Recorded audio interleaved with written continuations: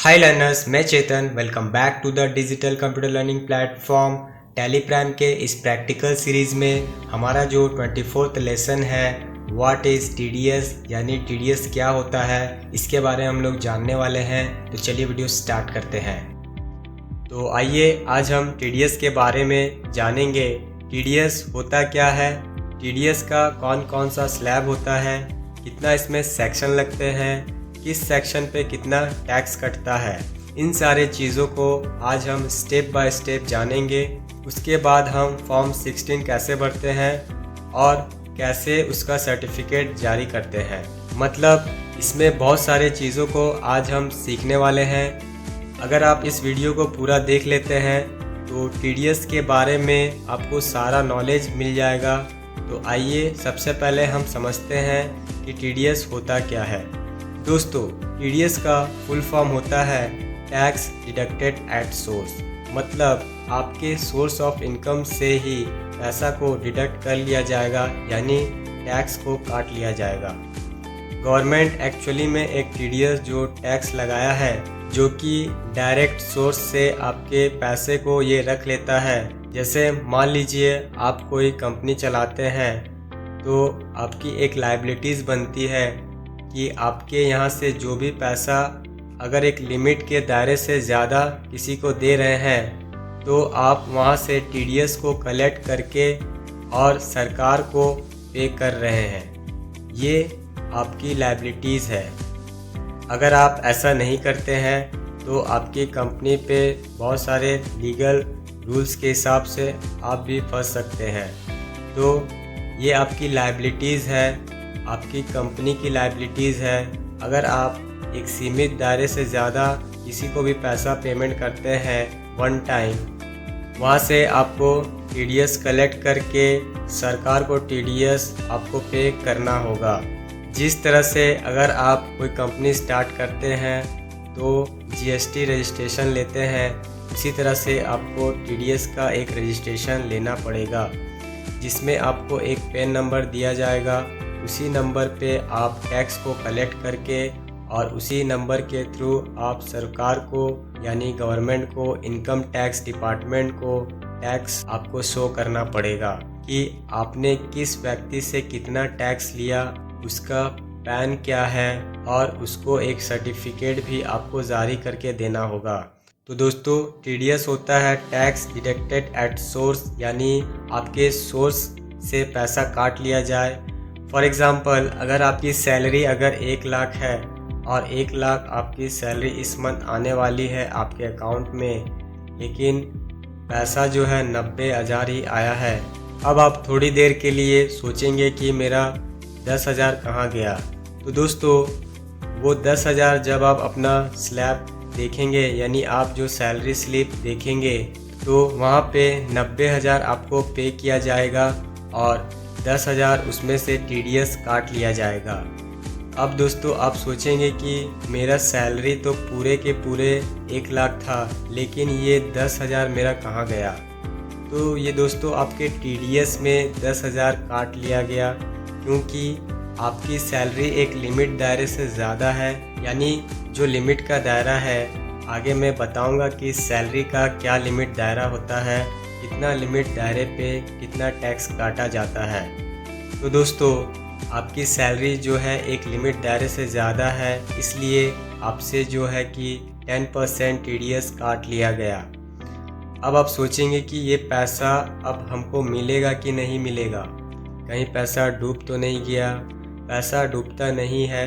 अगर आपकी सैलरी ज़्यादा है, आप अगर आईटीआर फाइल करते हैं, इनकम टैक्स रिटर्न फाइल करते हैं, जिसका आप जो है कि ऑनलाइन पोर्टल पे भी जाकर ये देख सकते हैं आईटीआर के बारे में, इनकम टैक्स रिटर्न फाइल के बारे में। और अगर आप इनकम टैक्स रिटर्न फाइल करते हैं, वहाँ पे अगर आप टैक्स जमा करते हैं, मीन्स वहाँ पे आप अगर बता रहे हैं गवर्नमेंट को कि नहीं, मेरा सैलरी 1 लाख है और मैं इस पे आपको टैक्स देता हूँ, तो क्या होगा कि जब आप रिटर्न फाइल जैसे ही करेंगे, वैसे वो आपको 10,000 रुपया का जो जमा है उसमें से एक्चुअल जो आपका टैक्स का पैसा होगा वही काटेगा, बाद बाकी पैसा फिर से आपको रिटर्न मिल जाएगा। तो दोस्तों ये है कि सरकार आपसे पहले ही पैसा ले लेती है कि आपका 1 लाख सैलरी अगर जा रहा है तो 10,000 मेरे पास जमा कर दीजिए। आप रिटर्न फाइल कीजिएगा तो उसमें से ओरिजिनल आपका जो टैक्स होगा, जैसे मान लीजिए ओरिजिनल टैक्स आपका 1,000 ही बनता है तो 1,000 काट करके और 9,000 आपको पुनः वापस कर दिया जाएगा। अगर आप ITR फाइल नहीं करते हैं तो आप यानी चोरी का काम कर रहे हैं, आपका ये 10,000 का 10,000 रख लिया जाएगा। तो ये होता है आपका TDS। TDS का हिंदी में मतलब होता है सोर्स पर टैक्स की कटौती। तो ये सिर्फ सैलरी पर नहीं, ये बहुत सारे चीज़ों पर लागू होता है, जैसे आपका ब्याज हो गया या अन्य किसी भी प्रकार का भुगतान हो गया। जैसे आप म्यूचुअल फंड में इन्वेस्ट करते हैं, यानी PF का पैसा आपका जमा है, वहाँ से पैसा आप निकालते हैं, ठीक है, या फिर आप किसी को इंटरेस्ट देते हैं, वहाँ का पैसा है, या रेंट देते हैं, वहाँ का पैसा है। इन सारे चीज़ों पे TDS कटता है। आपका एक लिमिट दायरे से ज़्यादा होना चाहिए।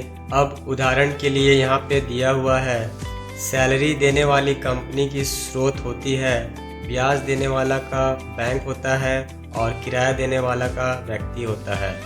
तो इन सारे चीज़ों पे आपका TDS कटता है। ऐसे किसी स्रोत से भुगतान या भुगतान मिलने पर जब टैक्स काट लिया जाता है तो उसी स्रोत पर किराया कटौती, टैक्स डिडक्टेड एट सोर्स यानी TDS उसको कहा जाता है। भारत में निम्न प्रकार की आमदनी पर TDS काटा जाता है। दोस्तों अब ये बहुत सारे कंपनी है इस पे TDS काट लिया जाता है। अब आइए थोड़ा आगे और देखते हैं, यानी आमदनी का स्तर देखते हैं और TDS कितना कटता है वो डिटेल्स देखते हैं। तो दोस्तों अगर आपका जो इनकम है 0 से 3 लाख के बीच होता है, यानी सालाना की बात की जा रही है, ऑल ओवर 12 मंथ, तो आपका टैक्स नील रहेगा, यानी कुछ नहीं कटेगा। ये 2023 से 2024 का आपका जो है कि टैक्स स्लैब है और 3 लाख से 6 लाख के बीच के हिस्से पर टैक्स आपको यहाँ पे काट लिया जाएगा 5%। और अगर आपकी सालाना इनकम 6 लाख से 9 लाख के बीच होता है तो टैक्स आपका यहाँ से 10% काट लिया जाएगा। अगर आपका 9 लाख से 12 लाख के बीच के हिस्से पे है तो आपका जो है 15% टैक्स काट लिया जाएगा। और 12 से 15 लाख के बीच के हिस्से में अगर आप आ रहे हैं तो टैक्स आपको 20% काट लिया जाएगा। अगर दोस्तों ये तो है, मान लिया जाए कि यहाँ से 3 लाख से 6 लाख के बीच के हिस्से पर टैक्स 5% है, लेकिन अगर आप पैन नहीं दे रहे हैं तो डायरेक्टली आपसे 20% काट लिया जाएगा। आपका जहाँ से भी पैसा आ रहा है, यानी जिस सोर्स से भी आपका पैसा आ रहा है और वो एक लिमिट दायरे से ज़्यादा है, तो आप वहाँ पे प्लीज़ पैन दिया कीजिए, क्योंकि आपका जब TDS कटे तो वहाँ पे TDS को पुनः आप ITR करके रिटर्न कर ले अदर पैसा। अब दोस्तों यहाँ 15 लाख से अधिक वाले पूरे 9 लाख तक के हिस्सों से आपका 9 लाख पर टैक्स वो आपका 30% कट जाएगा, ठीक है। तो ये आपका टैक्स का स्लैब है। अब दोस्तों यहाँ पे देखते हैं कि सैलरी पे यानी पेंशन पे आपका कितना टैक्स कटेगा। अब दोस्तों यहाँ पे हम देखेंगे कि सैलरी और पेंशन पे सेक्शन 192 के तहत आप पे टैक्स जो कि लागू होगा सैलरी पे, और 5 साल से पहले आप 50 से ज़्यादा PF निकालते हैं तो सेक्शन 192A के तहत 10% आपसे टैक्स काटा जाएगा। और शेयर डिवेंचर या आपको बॉन्ड शो मिले ब्याज पे, इन सभी चीज़ों का ब्याज है। जैसे आप कोई शेयर मार्केट से शेयर खरीद रहे हैं और उस शेयर पर आपको ब्याज मिल रहा है तो उस पर आपको 10% का टैक्स काटा जाएगा। या डिविडेंड्स के रूप में आमदनी पे सेक्शन 194 के तहत 10% टैक्स काटा जाएगा और शेयर के अलावा किसी अन्य तरह का जमा मिली ब्याज पे आपको सेक्शन 194A के तहत आपका 10% ब्याज काटा जाएगा। और आगे देखते हैं, लॉटरी हो या क्रॉसवर्ड हो, पहेली या कार्ड गेम हो या अन्य किसी तरह का गेम अगर आप खेल रहे हैं, लॉटरी वगैरह में पैसा जीत रहे हैं तो उसमें 194, जैसे मान लिया जाए कि अगर आप KBC खेलते हैं कौन बनेगा करोड़पति, तो वो एक लॉटरी है। तो लॉटरी में 194B के तहत आपसे 30% डायरेक्टली टैक्स काट लिया जाएगा। और उसी तरह से अगर आप IPL खेल रहे हैं तो वो एक प्रकार का गेम है, तो आपका वहाँ से जो है कि टैक्स डायरेक्टली 30% काट लिया जाएगा। इसलिए 1 करोड़ जीतने वाले को मात्र 70 लाख ही मिलता है, क्योंकि टैक्स वहाँ काफ़ी ज़्यादा काट लिया जाता है। क्योंकि लॉटरी है, गेम है, तो वहाँ पे तो टैक्स काफ़ी हद तक काटा जाता है। अब दोस्तों, हॉर्स रेस हो, जो घोड़ा वगैरह का रेस लगता है, उसमें मिली रकम पे, जीत की मिली रकम पे 194BB के तहत 30% वहाँ पे भी टैक्स काटा जाता है। ठेकेदार हो या उप ठेकेदार को भुगतान पे सेक्शन 194C के तहत आपको 1% और यहाँ पे कंपनी पे 2%, यानी पर्सनल हो तो 1% और कंपनी हो तो 2% काटा जाएगा। बीमा या कमीशन पे सेक्शन 194D के तहत आपका 5% काटा जाएगा। उसके बाद नेशनल सेविंग स्कीम है, जिसके तहत आपको 194EE के तहत 10% काटा जाएगा। म्यूचुअल फंड है, अगर आप म्यूचुअल फंड खेलना मतलब पैसा इन्वेस्ट कर रहे हैं, उसमें यूनिट है, ये सब आपको 194AF के तहत 20% टैक्स काटा जाएगा। अब दोस्तों, नेशनल स्कीम सेविंग के भुगतान पे सेक्शन 194EE के तहत 10% टैक्स, म्यूचुअल फंड पे आपका 20%। और लॉटरी है तो ये बिक्री पे, मतलब जैसे आप लॉटरी बेच रहे हैं, आप जीतते नहीं हैं, तो जो आप लॉटरी बेच रहे हैं तो बिक्री के कमीशन पे तो मात्र 5%। उसके बाद ब्रोकरेज है या दलाली है, दलाली के भुगतान पे आपको 5% 194H के तहत टैक्स काटा जाएगा। और किराए के भुगतान पे, यानी कोई किराया दे रहे हैं, रूम रेंट वगैरह, 194I के तहत प्लॉट या मशीन के किराए पे 2% या ज़मीनी या बिल्डिंग या फर्नीचर के किराए पे 10% आपको काट लिया जाएगा। कृषि के अलावा अन्य प्रकार के किसी भी संपत्ति पे 1% का टैक्स काटा जाता है दोस्तों, 1% पे। तो ये आपका जो है टैक्स का स्लैब है। तो अब हम देखेंगे TDS सर्टिफिकेशन के कितने टाइप्स के फॉर्म होते हैं और TDS क्लेम के कितने टाइप्स के फॉर्म होते हैं। तो जैसे कि आप देख सकते हैं, यहाँ पे हमारा एक PDF है, तो यहाँ पे दिया हुआ है TDS के बारे में, व्हाट इज TDS, जो कि हम लोग पहले देख चुके हैं और थोड़ा सा हम इसे और अच्छे से जान लेते हैं। तो जैसे कि यहाँ पे दिया है, TDS stands for tax deducted at source. The concept of TDS was introduced in the Income Tax Act 1961 with the objective deducting tax on an income at the source of the income. It is one of the method of collecting income tax which ensure regular flow of revenue to the government. मतलब ये जो act है 1961 में जो है government द्वारा लाया गया था TDS का, और ये इनकम ऑफ सोर्स पे जो है काटा जाता है, जो कि मैंने आपको पहले ही आपको क्लियर किया है। तो ये जो है एम्प्लॉय के लिए ईयरली जो है फॉर्म किया जाता है, जैसे कि आप देख सकते हैं। तो यहाँ पे आपको मैं दिखा सकता हूँ, ये जो TDS है 2 पार्ट्स पे डिवाइड किया गया है, TDS ऑन सैलरी और TDS ऑन पेमेंट, ठीक है। तो यहाँ पे देख सकते हैं फॉर्म 16 दिखा रहा है, एनुअली इशूड, यानी ईयरली जो है इशू किया जाता है।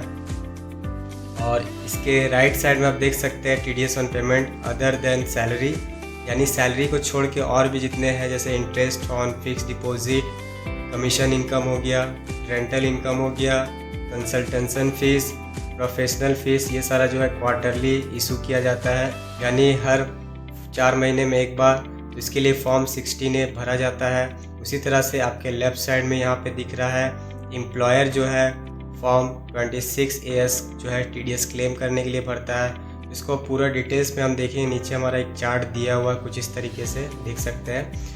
तो यहाँ पे आप देख सकते हैं फॉर्म 16 जो है TDS on salary on payment, ये ईयरली जो है फॉर्म फिलअप किया जाता है, ठीक है। दूसरा जो हमारा फॉर्म है फॉर्म 16A जो है TDS ऑन सैलरी पेमेंट, ये जो है क्वार्टरली फॉर्म को फिल किया जाता है। उसी तरह से फॉर्म 16B जो है TDS ऑन प्रॉफिट फॉर्म भरा जाता है एवरी ट्रांजेक्शन में। और फॉर्म 16C जो है TDS ऑन रेंट, ये भी जो है एवरी ट्रांजेक्शन जो है फॉर्म फिल किया जाता है, ठीक है। इसी तरह से जो हमारा TDS रिटर्न होता है उसके लिए क्या फॉर्म फिलअप किया जाता है, तो आप देख सकते हैं फॉर्म 24Q, ये जो है statement of tax deducted at source salary form के लिए भरा जाता है। उसी तरह से 26Q जो है statement of tax deducted at source on all payment except salary, यानी सैलरी को छोड़कर और जितने भी है उसके लिए 26Q फॉर्म भरा जाता है। उसी तरह से हमारा जो फॉर्म 27Q है statement for tax payable on non residence, जो कि यहाँ का रेसिडेंस नहीं है उसके लिए ये फॉर्म को फिल किया जाता है। तो इस तरह से आज जो हम लोगों ने TDS के हर एक चीज़ को समझ लिया है, देख लिया है, कितने टाइप्स के फॉर्म होते हैं, क्या स्लैब होता है, ये सारा नॉलेज हमने ले लिया है। तो इस तरह से आज का जो हमारा टॉपिक था TDS, इसके बारे में आपको अच्छे से क्लियर हो गया है। तो आज के लिए इतना ही, फिर मिलते हैं नए वीडियो के साथ। Thank you.